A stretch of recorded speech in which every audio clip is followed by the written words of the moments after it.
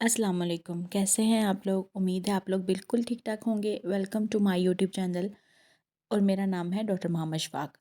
हमारे इस चैनल पे पहले भी बहुत ज़्यादा मेडिकल की वीडियोस बन चुकी हैं।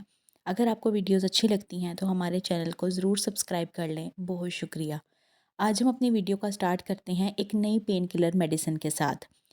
पेन किलर एनाल्जेसिक ऐसी दवाई जो दर्द का आराम के लिए इस्तेमाल होती है, दर्द को ख़त्म करने के लिए इस्तेमाल होती है, उसे कहते हैं पेन किलर या एनाल्जेसिक्स। आज हमारी दवाई का नाम ही आराम है।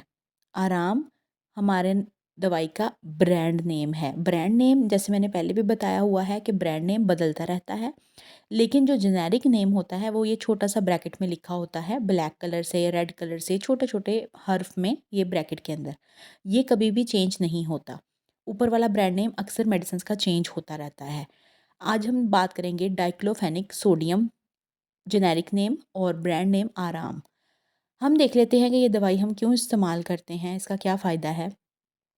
पेन किलर है बहुत अच्छी, जैसे मैंने पहले भी बताया कि एनाल्जेसिक है। अगर आपको कहीं पे भी दर्द है, दांत में दर्द है, जिस्म में दर्द है, कमर दर्द है, गर्दन दर्द है, घुटने में दर्द है, पट्ठों में दर्द है, जिस्म में, पूरे जिस्म में दर्द है, जैसे अक्सर बुखार हो जाता है तो जिस्म में बहुत दर्दें महसूस होती हैं, तो इन सारी कंडीशन में आप ये दवाई इस्तेमाल कर सकते हैं। या फिर आप कोई काम करते हैं उसके बाद आप बहुत ज़्यादा थकावट या दर्द महसूस करते हैं, तब भी आप ये दवाई इस्तेमाल कर सकते हैं। अगर आपको किसी एक जगह पे दर्द है, गर्दन में है, पट्ठे में है, हड्डी में है, जोड़ में है, या फिर आपके घुटनों में दर्द है, गर्दन में है, तब भी आप इसका इस्तेमाल कर सकते हैं। ये आपके लिए बहुत फ़ायदेमंद है। अब हम देख लेते हैं कि आपको कितनी इस्तेमाल करनी है। आप ये अगर करना चाहें तो सुबह, दोपहर, शाम एक-एक गोली का इस्तेमाल कर सकती हैं।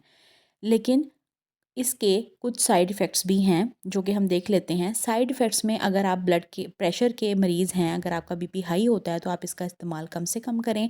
उसकी जगह आप डाइक्लोफेनिक पोटेशियम का इस्तेमाल कर सकते हैं, जिसकी मैंने वीडियो पहले ही बनाई है, आप देख सकते हैं कि कैसे ले सकते हैं वो। इसके अलावा अगर आपको मैदे का इशू है या फिर आपको थोड़ा बहुत इस तरह के मैदे के या जलन वगैरह के इश्यूज़ हैं, तो आप इस दवाई का इस्तेमाल कम से कम करें।